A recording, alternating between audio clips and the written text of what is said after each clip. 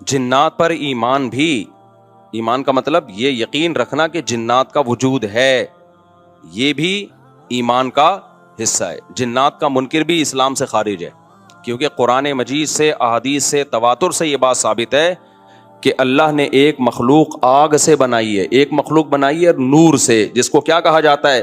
فرشتہ۔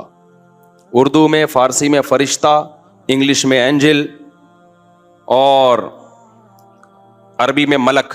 عربی میں کیا کہتے ہیں؟ ملک، جس کی جمع ملائکہ ہوتے ہیں، ملائکتہ بہت آتا ہے نا قرآن مجید میں۔ تو گورے بھی مانتے ہیں اس کو، کیونکہ یہ تو آسمانی کتابوں سے، تواتر سے ثابت ہے۔ تو اب یہ فرشتہ چونکہ مادی مخلوق نہیں ہے تو ہمیں وہ مخلوق نظر نہیں آتی۔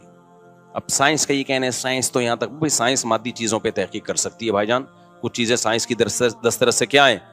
خارج ہیں۔ اگر وہ دلائل سے ثابت ہو جائیں، دوسرے دلائل سے، تو ان کو مان لیا جائے، نہیں ثابت ہو تو نہیں مانا جائے۔ اب سارے پیغمبروں نے فرشتوں کے وجود کا بتایا ہے، حضرت موسیٰ، عیسیٰ علیہ السلام، موسیٰ علیہ السلام، داؤد علیہ السلام، تواتر سے، تبھی یہود و نصارہ اور مسلم سارے متفق ہیں کس کے وجود پر؟ فرشتوں کے۔ اسی طرح اللہ نے ایک مخلوق کو آگ سے بنایا، اس کو کیا کہا جاتا ہے؟ جن۔ چونکہ وہ انسانوں سے چھپی ہوئی ہے اس لیے اس کو کیا کہا جاتا ہے؟ جن۔ جن چھپی ہوئی چیز کو کہتے ہیں۔ مجنون کسے کہتے ہیں؟ جس کی عقل چھپی ہوئی ہو، پردہ پڑ گیا ہو، دیوانہ ہو گیا ہو۔ جنین اس بچے کو کہتے ہیں جو ماں کے پیٹ میں ہو، وہ بھی چھپا ہوا ہوتا ہے نا۔ فلما جن علیہ اللیل، قرآن کہتے ہیں جب رات چھا گئی، اندھیرا کر دیا رات نے، تو ہر وہ چیز جو چھپی، جنون اسی سے نکلا ہے۔ جنون پاگل ہو گیا نا، گویا دماغ ہی غائب ہو گیا ہے، ٹھیک ہے نا۔ تو ہر وہ چیز جو چھپی ہوئی ہوتی ہے نا، اس میں جیم ڈبل نون والا مادہ پایا جاتا ہے۔ تو جن کو بھی جن اس لیے کہتے ہیں کہ وہ ہوتا ہے لیکن نظر بولو نہیں آتا۔ تو اس کے بارے میں ہمارا عقیدہ کیا ہے جو اسلام نے ہمیں بتایا ہے؟ بھائی جنات بھی مکلف ہیں اعمال کے، ان میں اچھے بھی ہوتے ہیں اور ان میں برے بھی ہوتے ہیں۔ البتہ شیطان ایک ایسا جن ہے جو برا ہے، ہر جن برا نہیں ہوتا، لیکن شیطان ایک برا جن تھا جو اڑ گیا تھا نا، وہ پڈے ماضی میں لگا تھا اور قیامت تک اڑا ہی رہے گا، اس کی نسل بھی ایسا ہی ہے۔ لیکن جنات میں اچھے بھی ہوتے ہیں اور جنات میں برے بھی ہوتے ہیں۔ جنات تعلیم کہاں سے لیتے ہیں؟ انسانوں سے لیتے ہیں۔ جنات میں کوئی الگ سے پیغمبر نہیں آتے، انسانوں ہی کو اللہ نے یہ فضیلت دی ہے کہ جنات فالو کس کو کریں گے؟ انسانوں کو۔ تبھی جتنے مذہب انسانوں میں ہے نا، اتنے ہی مذہب کس میں ہے؟ جن اگر میرا بیان سنتے ہیں تو 20 رکعت تراویح کے قائل ہو جاتے ہیں، کسی اہل حدیث کا بیان سنیں گے تو 8 کے قائل ہو جاتے ہیں، جہلم والی سرکار کا بیان سنیں گے تو جنوں کی بیویاں عدالت سے جا کے ان کی عدالتوں سے خلا لے رہی ہوتی ہیں کہ وہ شوہر ان جن شوہر دینے پر راضی نہیں ہوتا۔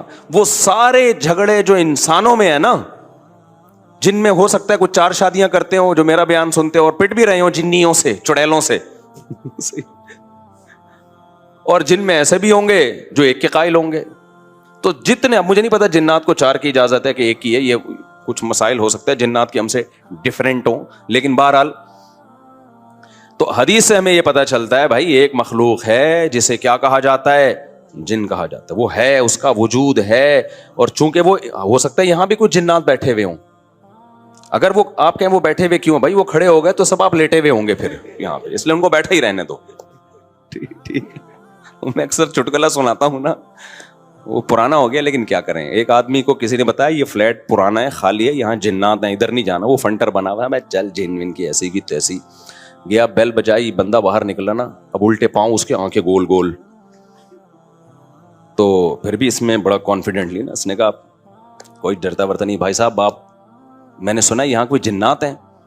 تو وہ کہتا ہے میں تو 500 سال سے لہ رہا ہوں، مجھے تو اب تک کوئی جن نظر۔ اس نے کہا لے بھائی یہی جن ہے بھائی، 500 سال سے رہ رہے کم، سمجھ رہے ہو؟ اچھا، تو جنات کی پیدائش انسانوں سے پہلے ہوئی ہے اور جنات کی تعداد بھی انسانوں سے زیادہ، کیونکہ قرآن میں ہے قد استکثرتم من الانس، اے جنات تمہاری تعداد تو انسانوں سے بھی زیادہ ہے۔ تو پتہ چلا جنات انسانوں سے بھی زیادہ ہیں۔ تو ان میں اچھے بھی ہوتے ہیں، برے بھی ہوتے ہیں، ہری پگڑی والے بھی ہوتے ہیں، سفید پگڑی والے بھی ہوتے ہیں، دیوبندی بھی، بریلوی بھی، قادیانی بھی، ہندو بھی، ہر طرح کے فرقے، کیونکہ یہ تعلیم کہاں سے لیتے ہیں؟ انسانوں سے۔ تو جتنے مولویوں کی جتنی قسمیں ہیں نا، سب سے زیادہ قسمیں تو پاکستان میں پائی جاتی ہیں۔ جتنی قسم کے مولوی ہیں جس ملک میں ہوں گے اتنے ہی قسم کے فرقے بھی اس ملک میں جنات میں بھی ہوں گے, کیونکہ یہ تعلیم کس سے لے رہے ہوتے ہیں, میں نے بتایا انسانوں سے. دوسرا, ان میں ایک مسئلہ ہے, ان میں شر کا عنصر خیر سے زیادہ غالب ہے. انسان کی جو نیچر ہے نا, انسان کی نیچر یہ ہے کہ انسان کی نیچر میں خیر زیادہ غالب ہے, شر مغلوب ہے. انسانوں میں اچھے بائی نیچر اچھے زیادہ ہوتے ہیں, برے کم. ہر انسان جھوٹ کو ناپسند کرتا ہے لیکن کچھ پھیکو بھی ہوتے ہیں. ہر انسان چوری کو ناپسند کرتا ہے لیکن کچھ چور بھی ہوتے ہیں. لیکن جنات کا معاملہ الٹا ہے, ان میں شر کا عنصر خیر سے, یہ سرکش آگ میں سرکشی ہے نا, تو ظاہر ہے ہمیں اللہ نے مٹی سے بنایا, مٹی میں کیا ہے, تواضع. تو حق سن کے چپ ہو جانا چاہیے انسان کو. ہو جاتے ہیں ہاں, کچھ شیطان قسم کے ہوتے ہیں وہ چپ نہیں ہوتے, لیکن نارملی انسان کو جب صحیح بات پتہ چلتی ہے وہ کیا ہو جاتا ہے, چپ. مٹی ہے تو مٹی والی خاصیت اس میں ہے. جنات میں آگ سے بنے تو, اور آگ بھی شعلے مارتی ہوئی, تو اس لیے جنات کی طبیعت میں سرکشی زیادہ ہے.